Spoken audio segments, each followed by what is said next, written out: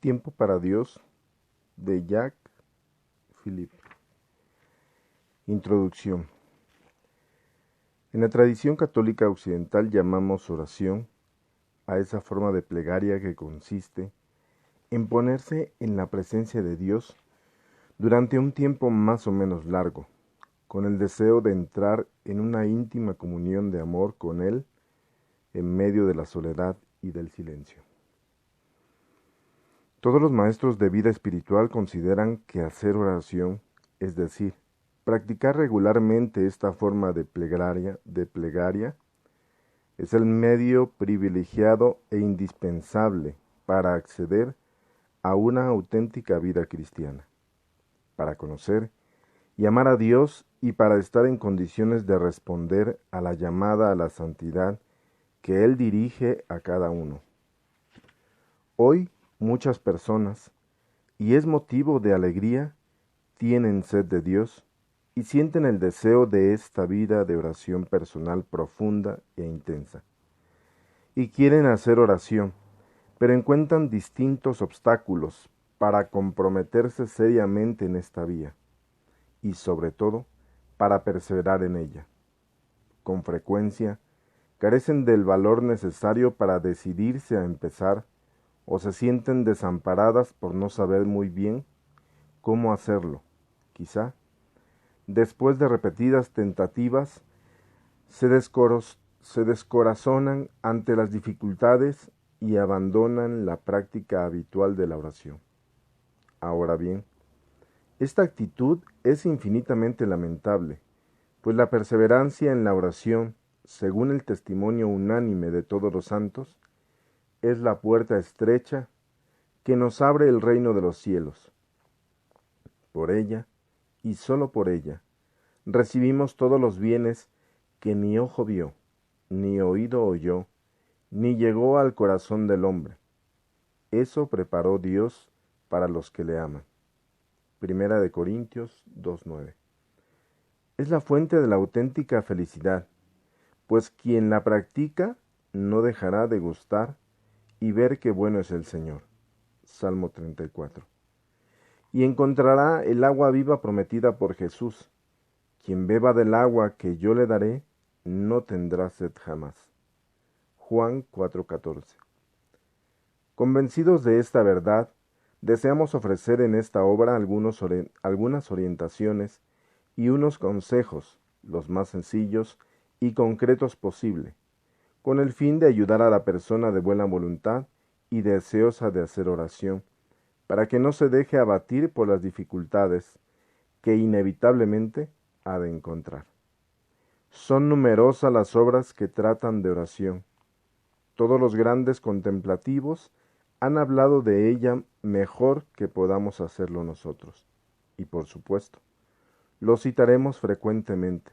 Sin embargo, creemos que la enseñanza tradicional de la Iglesia sobre este tema debería ser planteada a los creyentes de un modo sencillo, accesible a todos, adaptado a la sensibilidad y al lenguaje actual, teniendo en cuenta que la pedagogía de que Dios, en su sabiduría, pone hoy por obra para conducir a las almas a la santidad, no es la misma que en siglos pasados. Esta es la intención que nos ha guiado en la redacción de este libro. Capítulo 1. La oración no es una técnica, sino una gracia. La oración no es un yoga cristiano.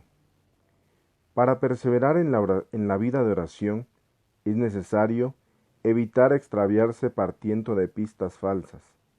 Es indispensable, pues, comprender lo que es específico de la oración cristiana y la distingue de otras actividades espirituales.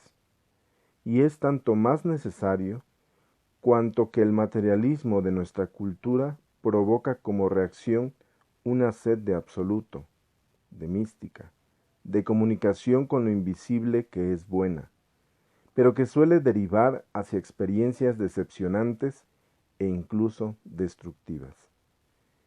La primera verdad fundamental que hemos de captar, sin la que no podemos ir muy lejos, es que la vida de oración, la oración contemplativa, por emplear otro término, no es fruto de una técnica, sino de un don que recibimos. Santa Juana Chantal decía: el mejor método de oración es no tenerlo, porque la oración no se obtiene por artificio, quiere decir por técnica, diríamos hoy, sino por gracia. En ese sentido, no hay método de oración como no hay un conjunto de recetas, de procedimientos que bastara aplicar para orar bien. La verdadera oración contemplativa es un don que Dios nos concede gratuitamente, pero hemos de aprender a recibirlo. Es necesario insistir sobre este punto.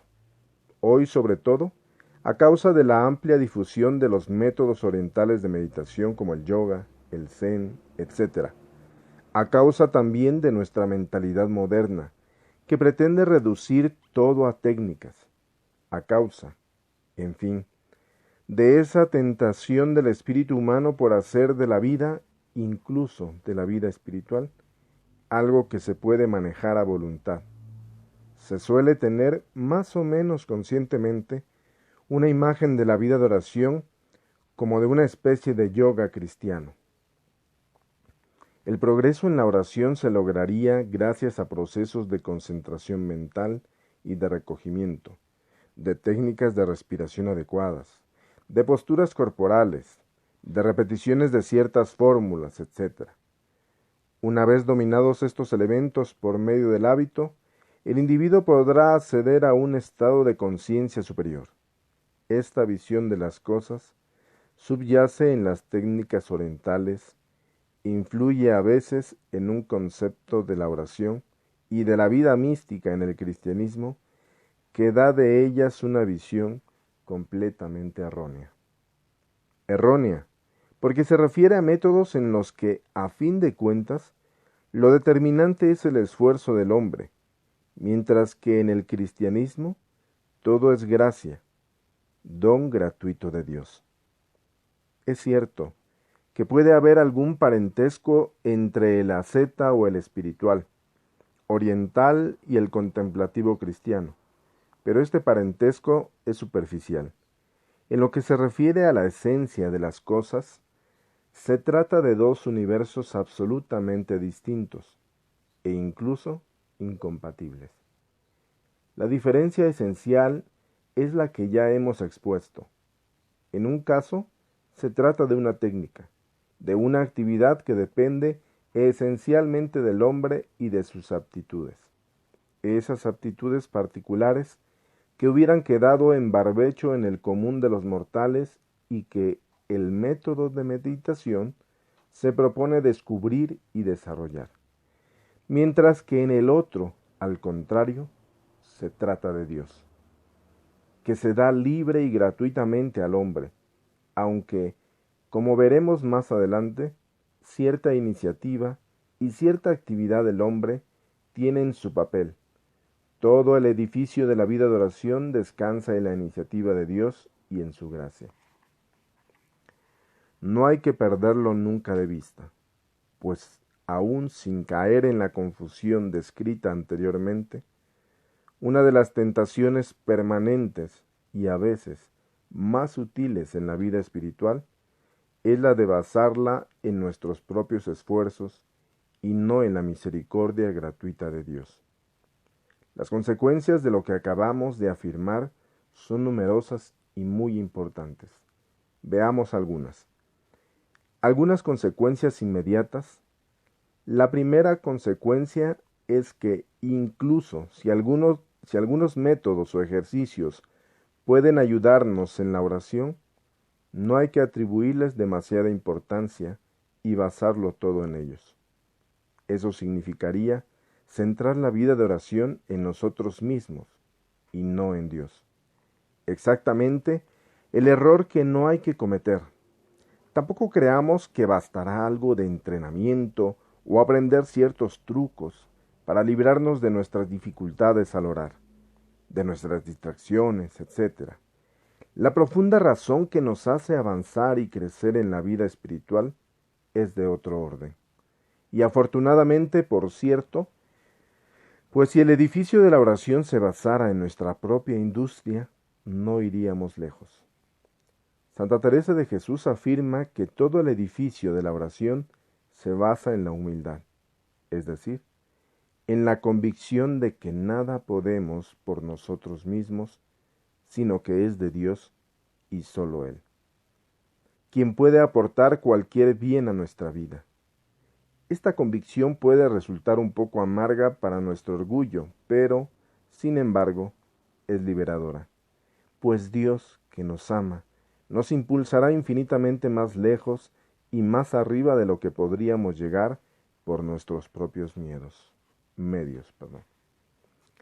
Este principio fundamental tiene otra consecuencia liberadora.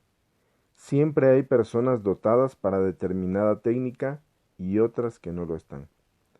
Si la vida de oración fuera cuestión de técnica, habría personas capaces de una oración contemplativa y otras no. Es cierto que algunas personas tienen más facilidad para recogerse, para cultivar hermosos pensamientos, etc., pero eso carece de importancia.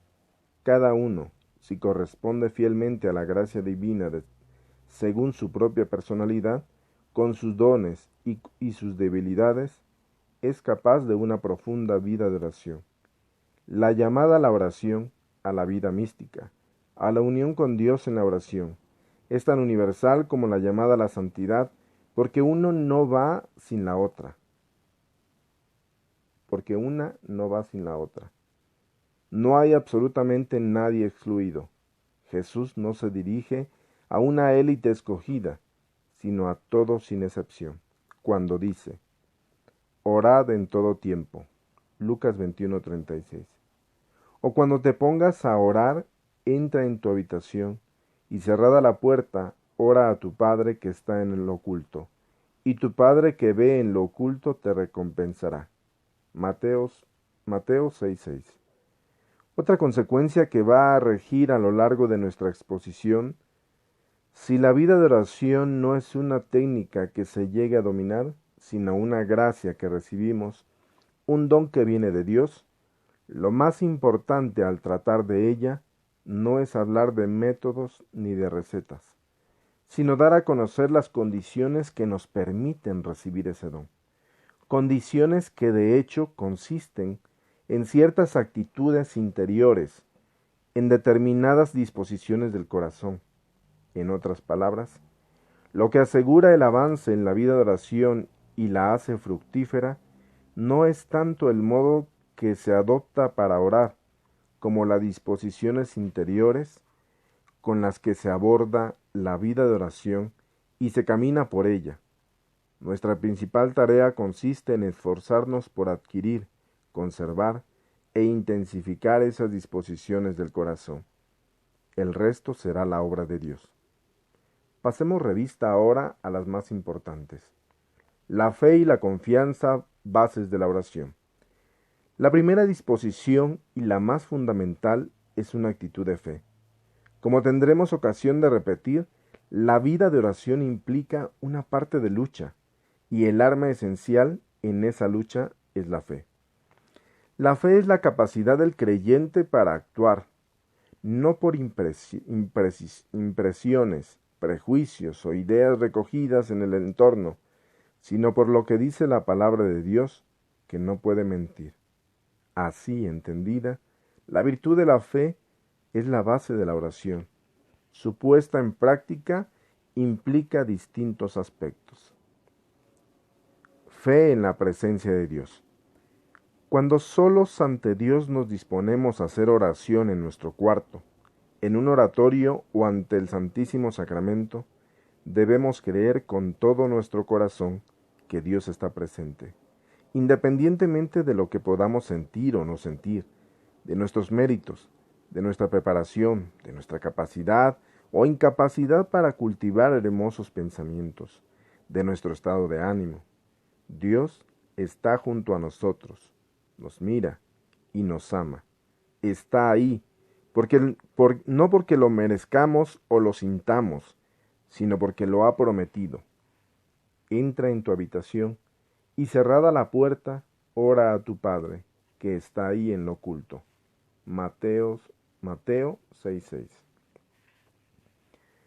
Cualquiera que sea nuestro estado de aridez, nuestra miseria, la impresión de que Dios está ausente, incluso de que nos abandona, nunca debemos dudar de esa presencia amante y acogedora de Dios junto al que reza. Al que viene a mí, no lo echaré fuera. Juan 6:37.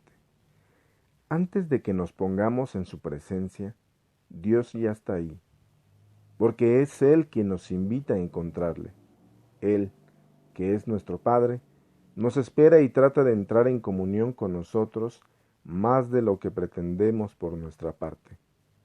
Dios nos desea infinitamente más de lo que nosotros le deseamos a Él. Fe en que todos estamos llamados a reunirnos con Dios en la oración y en que Dios nos concede la gracia necesaria para ello.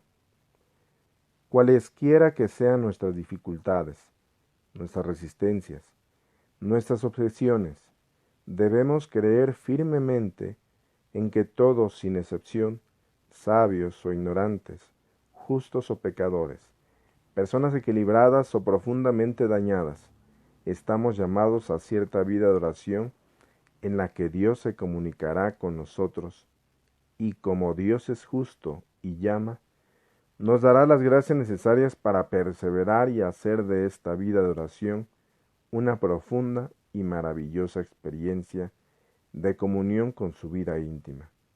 La vida de oración no está reservada a una élite de espirituales, es para todos. La frecuente sensación de que eso no es para mí, es para personas más santas, mejores que yo, es contraria al Evangelio. Debemos creer que a pesar de nuestras dificultades y debilidades, Dios nos dará la fuerza necesaria para perseverar. Fe en la fecundidad de la vida de oración. El Señor nos llama a una vida de oración porque es la fuente de una infinidad de bienes para nosotros.